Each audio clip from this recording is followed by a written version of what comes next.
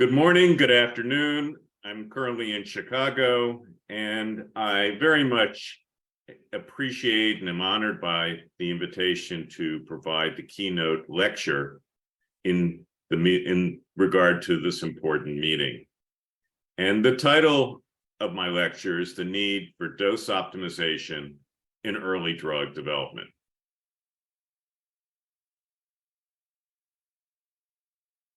So I want to start by mentioning that I do have some relevant interest to declare. I've not provided a laundry list of companies, but importantly, I'm treasurer and co-founder of a U.S. nonprofit corporation called the Optimal Cancer Care Alliance. And I also serve as a patent litigation consultant and recently as an expert witness on behalf of multiple generic companies regarding optimal dosing of anti-cancer drugs. So I want to emphasize that our lack of dose optimization has resulted in what I feel are unnecessary medical and financial toxicities, a two-headed snake. And I think we're all familiar with the side effects of the drugs that oncologists prescribe. Patients are all too familiar. And while there are some toxicities that are unavoidable, there are others that can be ameliorated or possibly even eliminated if we optimize the dose. And there's also opportunities to reduce costs, and certainly if excessive doses result in hospitalizations or need for additional medications to treat those toxicities, that alone will reduce costs. And finally, I will discuss during this talk the opportunity to reduce costs of those drugs that are approved and labeled at an excessive dose. All right, so I want to start with an example of ibrutinib. Ibrutinib, the first BTK inhibitor, a highly targeted drug, an irreversible inhibitor of BTK binding to a cysteine residue. And while there was some attempt to get the dose right, at the end of the day, this dose is excessive. And because of this excessive dose, there are now other BTK inhibitors that are approved and marketed and that are preferred by many, if not most, hematologists. This is from a paper in Blood in 2017. And I believe these data demonstrate that the lack of dose optimization of ibrutinib results in avoidable treatment interruptions and reduced efficacy. A quote from the paper is that 79 patients had dose holds for adverse events, 73 of whom restarted therapy at 420 milligrams, consistent with the prescribing information, and 5 patients restarted at a lower dose. 1 did not restart therapy. And the graph, however, is trying to convey a different story. It's trying to convey that dose intensity is important, that more is better. Actually, what this shows is that dose interruption is bad. So it's not about the dose intensity, it's about dose continuity. And the high dose results in dose interruptions. And I believe that that's the root cause of this signal, that dose interruption results in reduced efficacy. So historical oncology drug dosing paradigms are all based on the inaccurate assumption that more is better. The standard approach has been to determine the maximal acceptable starting dose for a population of patients, reduce doses in individual patients based on adverse events, and optimize dose intensity rather than therapeutic index or even efficacy. And as illustrated by the ibrutinib example, if efficacy is impacted by dose interruptions for adverse events, then less is actually more. It's not just less toxic, it's more efficacious. The world of oncology has also been fascinated by the notion of precision.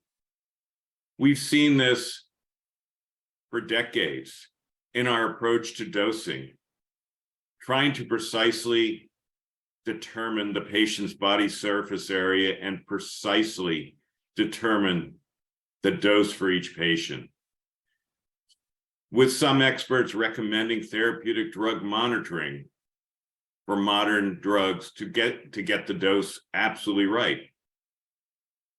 The National Cancer Institute continuously talks about precision medicine. Yet when you look up the definition of precision, and I apologize, this is a US definition. I'm presuming that the same definition applies throughout Europe as well. When precision is used as an adjective, as in precision medicine, it's supposed to mean very exact and accurate. And I disagree that when we use the word precision in oncology, that always implies accuracy. In fact, let me show you an example where it does not. This is a news article published in the Irish Examiner in 2018 on precision surgery, robotic surgery. The epitome of precision, right? Absolutely cutting at the precisely best site. 2 years later, the same newspaper reported that surgeons operate on the wrong body part 63 times in Irish hospitals, presumably using their precision surgery instruments. It should be clear, precision doesn't mean accuracy. You also see this, unfortunately, in our drug labeling. This is the 2015 version of the US FDA-approved labeling for Xeloda, which I will argue is precise but not accurate. This is a drug for which many phase 2 trials were conducted at a dose of 2,510 milligrams per meter squared per day.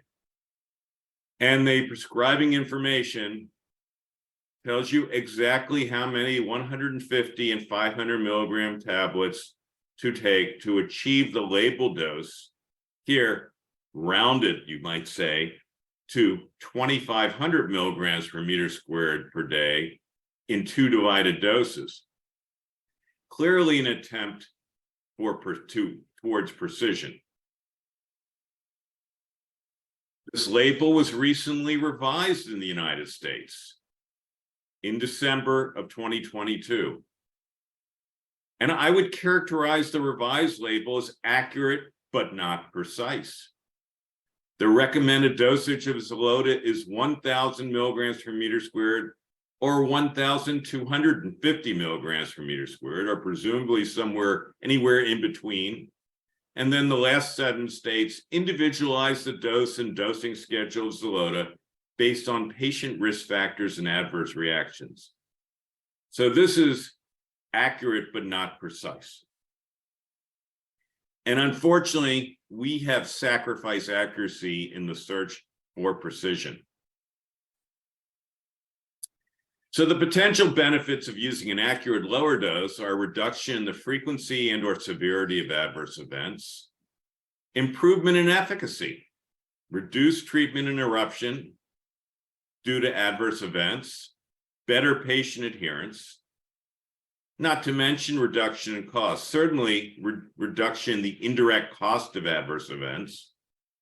And for a drug that is marketed and priced, it can and often does reduce the direct cost of drugs.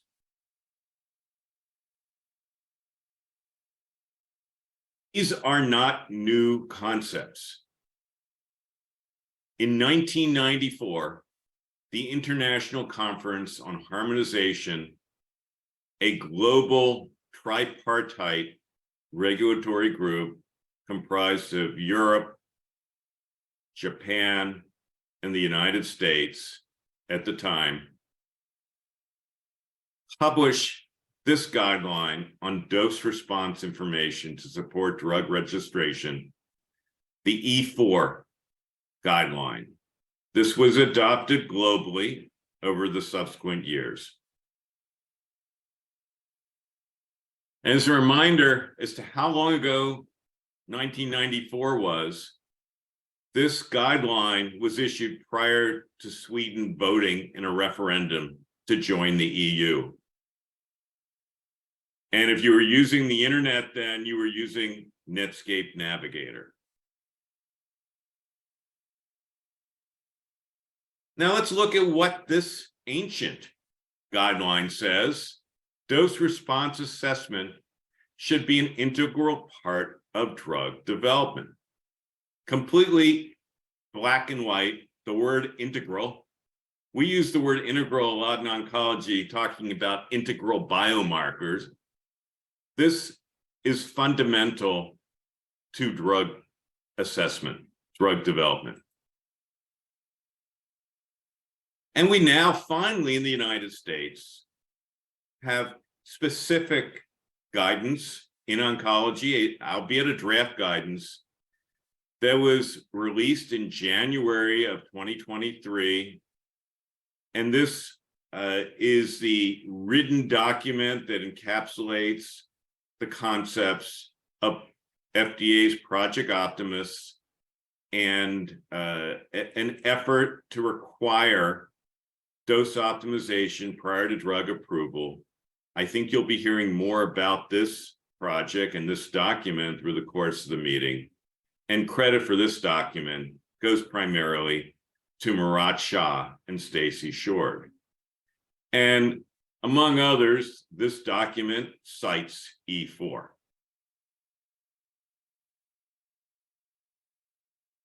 Now, there has occasionally been an effort to optimize dosing of investigational oncology drugs prior to registration. This is the best example shown here. Temsirolimus, and this is the randomized dose ranging phase 2 that was published in JCO in 2004. Randomizing patients to 3 doses of temsirolimus, 25, 75, and 250 milligrams once a week. And as you can see from the slide, there was absolutely no evidence of a dose-response relationship. Thus, the registration trial used a dose of 25, and this became the approved dose. Here is another phase 2 trial in kidney cancer, like the temsirolimus one, of the drug nivolumab. This was a well-done randomized phase 2 trial ranging from 0.3 to 10 milligrams per kilogram every 3 weeks. As you can see, there is no relationship of dose to efficacy, dose to overall survival. This was not utilized in any subsequent studies or in labeling. The labeled dose, the initial labeling was 3 milligrams per kilogram every 2 weeks, a 15-fold higher dose than was suggested by this study.